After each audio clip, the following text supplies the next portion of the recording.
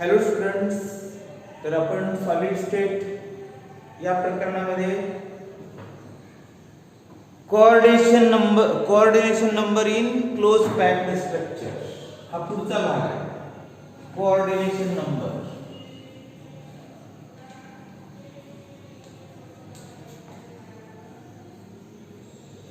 In close packed structure.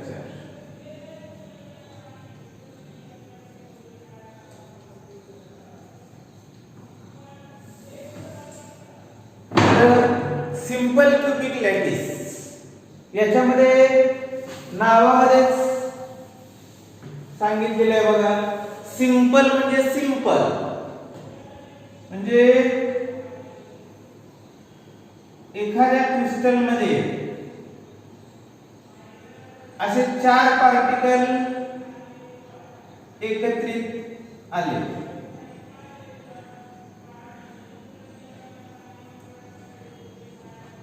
म्हणजे एका plain मध्ये एका सरफेस मध्ये हे 4 पार्टिकल एकमेकाला टच मध्ये आहेत. त्याचे सेंटर्स मी दाखवले.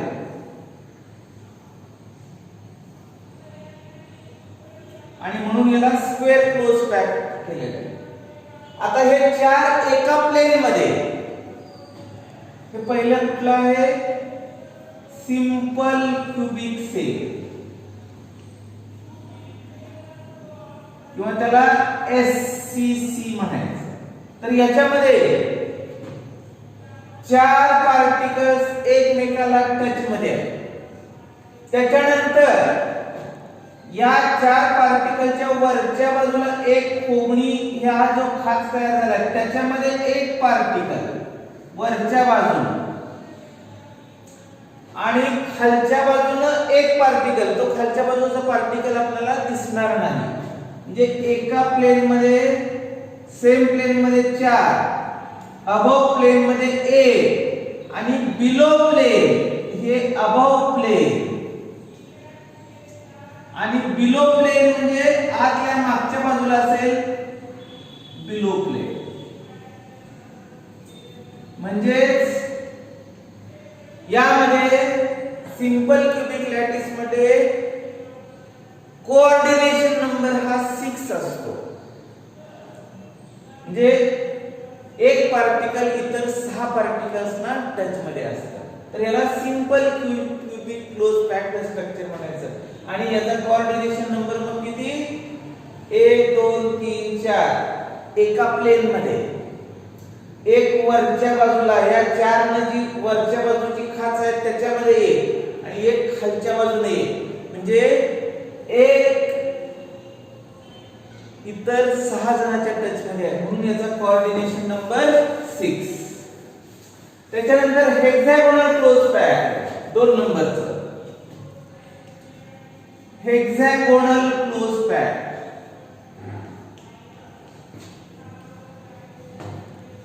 याला HCP म्हणायचं. यामध्ये काय असतं बघा, हेक्सागॉन जे सिंगल स्फियर दाखवला आहे आपण, तर त्याच्या भोवती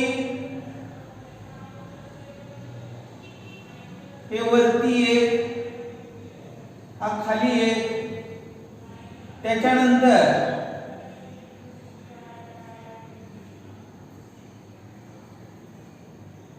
इथं एक, इथं एक, इथं एक, 3 2 5 आणि इथे. म्हणजे हा सिंगल एक पार्टिकल एका प्लेन मध्ये 1 2 3 4 5 आणि 6 जणांच्या टच मध्ये आहे. त्याच्यानंतर हे सेम प्लेन झालं. सेम प्लेन मध्ये एक सिंगल पार्टिकल सेंटर मध्ये जो आहे तो त्याच प्लेन मध्ये, त्याच्याच सरफेस मध्ये 6 इतर स्फियरना टच मध्ये आहे. त्याच्यानंतर प्रत्येक 3 स्फियरने जी ही खाच निर्माण केलेली आहे अशा किती 1 2 3 4 5 आणि 6 व्हाईड्स म्हणायचे त्याला. व्हाईड्स VOIDS व्हाईड्स किंवा त्याला काय म्हणतो आपण डिप्रेशन्स म्हटलं तरी चालतं. तर हे 1 2 3 4 5 आणि 6 डिप्रेशन्स किंवा 6 व्हाईड्स निर्माण झाल्या. तर याच्यामधल्या अल्टरनेट व्हाईड्स घ्यायच्या. म्हणजे ही खाच घेतली वरच्या बाजूनं, हा एक, ही खाच सोडायची आणि ही दुसरी, आणि ही खाच सोडायची, ही तिसरी इथं अशा पद्धतीने असेल. आता हे मी वरचे 3 दाखवतो, थोडंसं डार्क दाखवतो.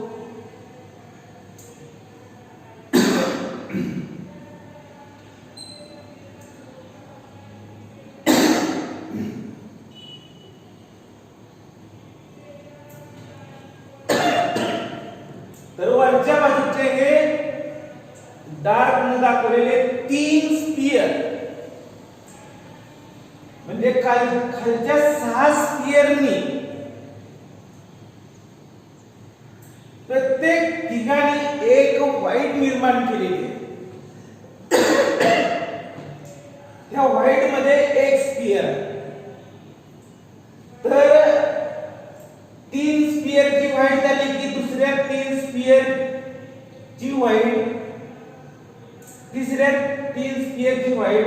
अशा व्हाईट्स मध्ये हे वरच्या बाजूला 3 स्पियर प्लेस झालेले आहेत. याला अबव प्लेन म्हणूया. अबव प्लेन मध्ये किती पार्टिकल्स? 1 2 आणि हा 3. आता हे वरच्या बाजूला झालं. मध्ये सेम प्लेन मध्ये 6 आणि खालच्या बाजूनं इथं ज्या स्पियर्स असे आहेत त्याच्या उलटे स्पियर्स खालच्या बाजूने असतील, म्हणजे बिलो प्लेन म्हणायचं. बिलो प्लेन किती असतील? 3.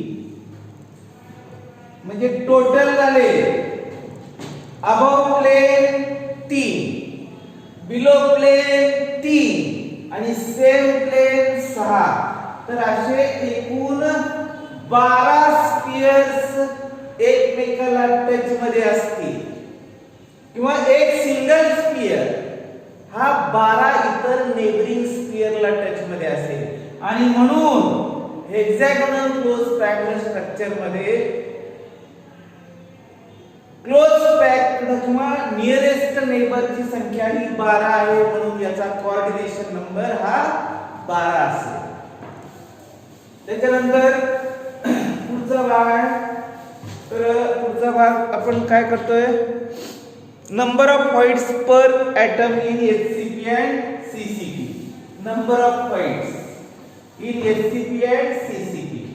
आता सिंगल क्यूबिक सेल मध्ये किंवा SCC मध्ये हे 3 पार्टिकल एकत्र आले. ह्या 3 ही जी खाच निर्माण केलेली आहे, ह्या खाचेमध्ये एक पार्टिकल, म्हणजे हे खालचे 3 आणि त्याच्यामध्ये जी खाच निर्माण झाली त्याच्यामध्ये एक. तर याला म्हणायचं टेट्राहेड्रल व्हाईट. टेट्राहेड्रल का म्हटलं? हे 1, हे 2, हे 3 आणि हा 4 एटम जो डिप्रेशन तयार केला त्याला टेट्राहेड्रल व्हाईट म्हणायचं. त्याच पद्धतीनं ऑक्टाहेड्रल व्हाईट हे स्ट्रक्चर आपण असं जर वाढवत गेलो, म्हणजे कसं, हा पहिला स्पियर, त्याच्यानंतर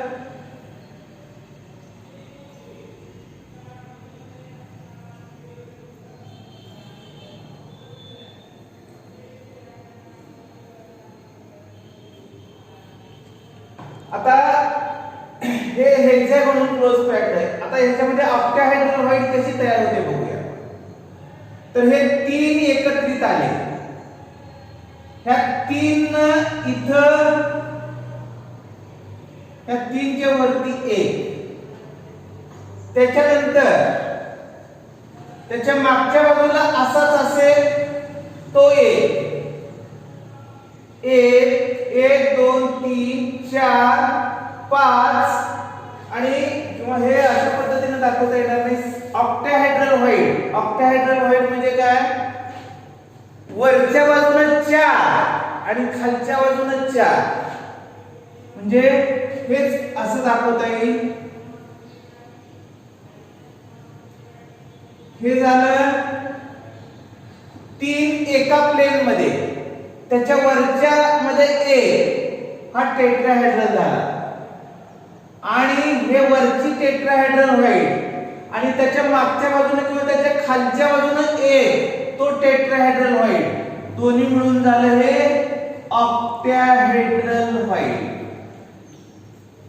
ऑक्टाहेड्रल. वरच्या 4 ने जी खोबणी किंवा खाच निर्माण केली ती एक टेट्राहेड्रल आणि खालच्या बाजूने एक व्हाईट निर्माण केली ती पण टेट्राहेड्रल.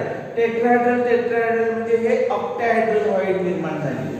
तर अशा पद्धतीने हे ऑक्टाहेड्रल व्हाईट तयार झाली. त्याच्यानंतर पॅकिंग इफिशियन्सी. पुढचा भाग आहे पॅकिंग इफिशियन्सी. म्हणजे कसं, एखादा क्रिस्टलाइन सॉलिड क्रिस्टलाइज होताना सीसीपी, एफसीसी किंवा एचसीपी टाइपचं क्रिस्टल स्ट्रक्चर प्राप्त करतो.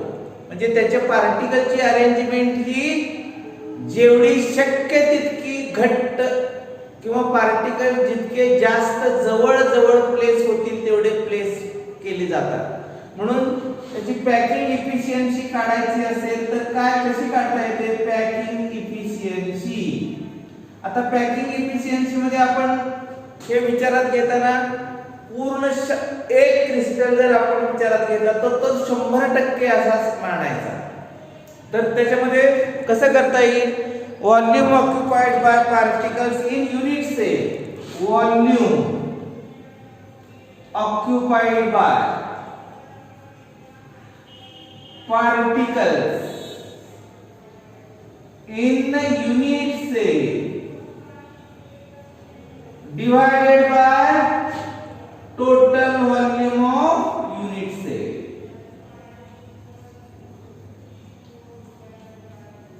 into 100. युनिट सेल, एक सिंगल युनिट सेल जर घेतला तर त्याचा व्हॉल्यूम, त्याचा आकारमान, total volume of unit cell आपण समजा हे 100% गृहीत धरलं आणि त्याच्यामध्ये volume occupied by particles in unit cell आणि प्रत्यक्षात पार्टिकल्सनी व्यापलेली जागा. तर volume occupied by particles in unit cell divided by total volume of unit cell, that is known as packing efficiency. तर पॅकिंग इफिशियन्सी आपल्याला याच्यासाठी आपण रिलेशन्स बघणार आहे. त्याच्या खाली packing efficiency of metal crystal in simple cubic cell. Packing efficiency of crystal in simple cubic unit cell. Simple cubic unit cell मध्ये packing efficiency आपण बघणार आहे. तर त्याच्यासाठी अगोदर आपल्याला काही इमॅजिनेशन करावं लागेल, काही कन्सिडरेशन करावं लागेल. आपण काय करणार आहे?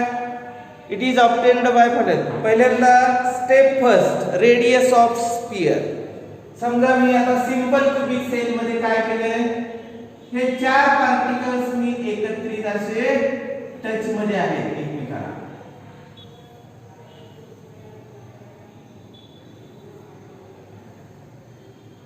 या प्रत्येक पार्टिकलचा मी इथे सेंटर दाखवलाय.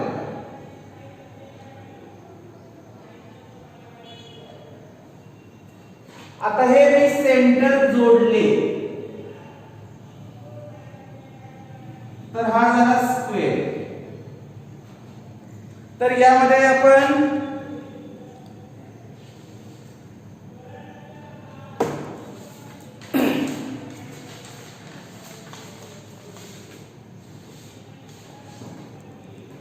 यामध्ये काय करणार आहे बघा. आता हे जे अंतर आहे हे मी काय केलं इथे डॉटेड असं दाखवलं.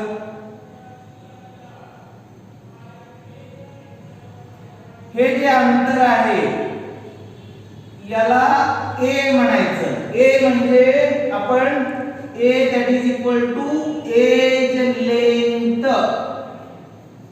एज लेंथ याचा अर्थ कडेची लांबी.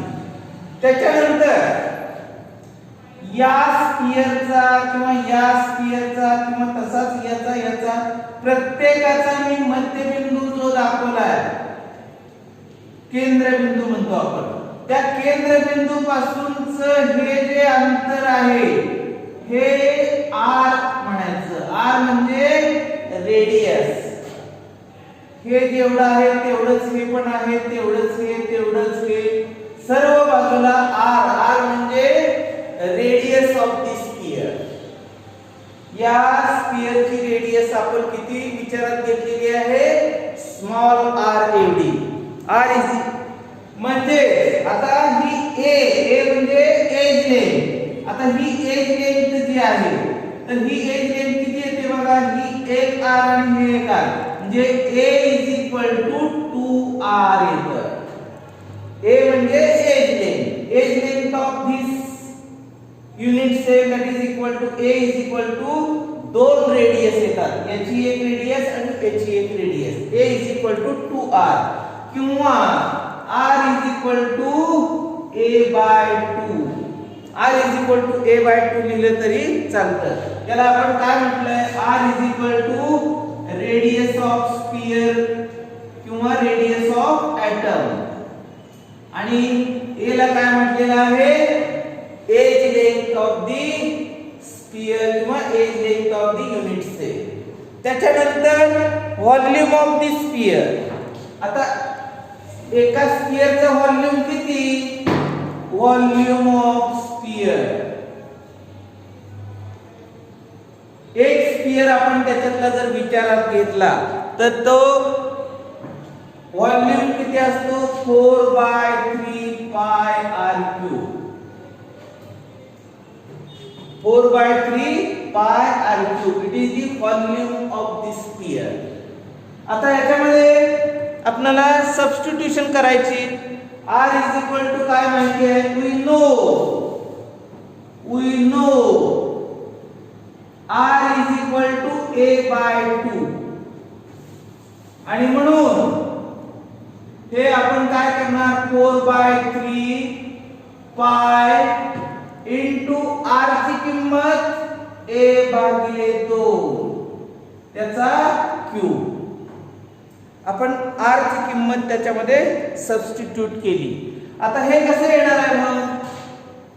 That is equal to 4/3 into pi into a/2 into a/2 into a/2. a/2 चा क्यूब आहे म्हणून a/2 आपण काय केलं? 3 वेळेला लिहिलं. फार तर असं लिहू आपण कंसामध्ये. त्याच्या पुढची स्टेप. आता हे 4 आपण काय करूया? 2 गुणिले 2 भागिले 3 गुणिले पाय गुणिले a/2 into a/2 into a/2. तर हे 2 ला 2 कॅन्सल झालं. आणखी काय कॅन्सल होऊ शकतं का? काही नाही होत. तर त्याचं मग काय येणार? Total volume of the sphere काय येतं बघा. That is total volume of sphere. तो किती आला? पाय a³ divided by 3.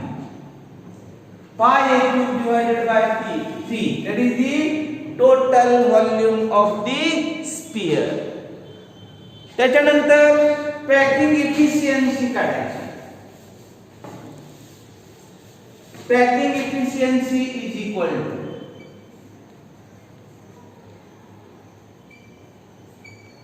Packing efficiency कशी काढणार? Volume occupied by particles in unit cell, volume occupied by particles in unit cell divided by total volume of unit cell, total volume of unit cell. हे पाय a cube 3/3 आलेलं आहे खाली, ते आपल्याला महत्त्वाचं आहे. पाय a क्यूब डिवाइडेड बाय 6 येतं, 3 into 2 मगाशी तर राहिलेलं 6 पाय a क्यूब. तर आता इथं volume occupied by particles in unit cell ते किती आलं? Pi a cube divided by 6 divided by total volume of unit cell. आपण जो हे फिगर काढली होती,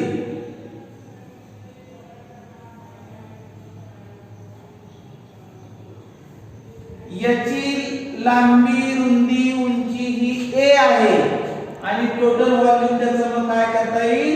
a क्यूब लिहायचा. Total volume of unit cell that is equal to a cube. म्हणजे हेच कसं सोडवायचं? दॅट इज इक्वल, आता इनटू 100 करायचं आहे, कारण का पॅकिंग इफिशियन्सी 100 मध्ये काढायची असते. तर इनटू 100 हे किती आलं मग? पाय किंवा पुढच्या स्टेपला घेऊ आपण, पाय a cube divided by 6 into a क्यूबचं हे कसं होणार बघा. a क्यूब पाय a cube divided by 6 into a cube. a क्यूबला a cube cancel होईल, तर हे a क्यूब छेदामधलं हे अंशामधलं a क्यूब कॅन्सल होईल. मग राहतं काय? पाय डिवाइडेड बाय 6 इनटू 100. मग हे काय आलं? पायची किंमत, पाय मीन्स 3.40 डिवाइडेड बाय 6 इनटू 100. आता हे लॉग टेबलने सोडवायचं. लॉग टेबलने सोडवताना कसं सोडवणार? आता हे 3.14 चं 100 गुणिले केलं तर 314 भागिले 6 येतं. तर log of 314 is equal to minus log of 6 करायचं. काय इथे हे करून उत्तर किती येतं मी ते डायरेक्टली लिहितो. तर हे येतं 52.36%. that is packing efficiency. packing efficiency किती आली? 52.36%. म्हणजे टोटल क्रिस्टलचं व्हॉल्यूम आपण 100% जर गृहीत धरलं तर त्याच्यातलं 52.36% एवढी जागा. तर काय राहिली ती जागा?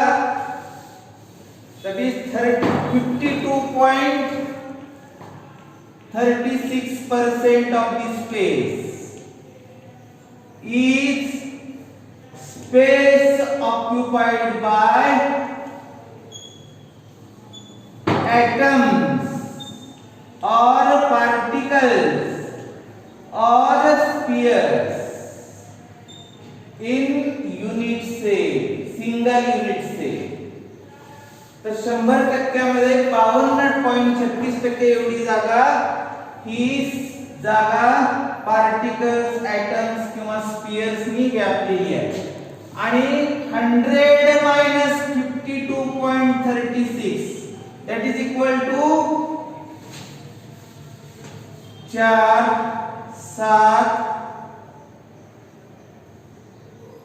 7 नाही 6 येणार.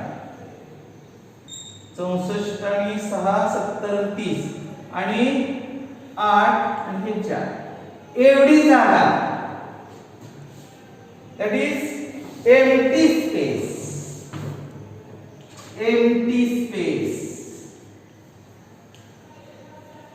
म्हणजे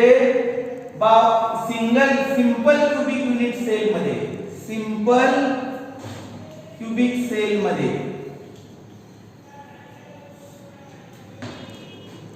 म्हणजे क्रिस्टल स्ट्रक्चर कुठलंही आपण विचारात घेतलं आणि ते जर का या टाइप मध्ये क्रिस्टलाइज होत असेल तर त्याच्यामध्ये 52.36% एवढी जागा ही पार्टिकल्स, ऍटम्स किंवा स्पियर्स न व्यापलेली असेल आणि 48.64 ही जागा अशा स्वरूपाचं आपण स्पियर किंवा ऍटम्स, पार्टिकल्स असतील तर त्याच्यामध्ये आता हा असं जोडला तर ही जागा रिकामी राहिली किंवा इथं ही जागा रिकामी राहिली, इथंच ही जागा रिकामी, ही जागा रिकामी, तर याच्यामुळे ज्या जागा रिकामी राहिलेल्या आहेत ती जवळपास 48.64% आहे आणि म्हणून अशा स्वरूपात जर का एखादा क्रिस्टलाइज झाला तर तो सॉफ्ट असेल. कारण का त्याच्यामध्ये एम्प्टी स्पेस जादा आहे, म्हणजे पार्टिकल्स किंवा त्याच्यातले ऍटम्स फार एकमेकांच्या टच मध्ये नाही आणि म्हणून हा सॉफ्ट टाइपचा क्रिस्टल जे एस ब्लॉक मध्ये जे एलिमेंट्स आहेत, उदाहरणार्थ आपण सोडियम घ्या, मॅग्नेशियम घ्या, पोटॅशियम घ्या, अशा सारखी जी एलिमेंट्स आहेत तर ही क्रिस्टलाइन सबस्टन्स तयार करत असताना अशा स्वरूपाचं स्ट्रक्चर ते प्राप्त करतात. तर आपण आज इथंच एवढाच भाग बघूया, उद्या आपण दुसरा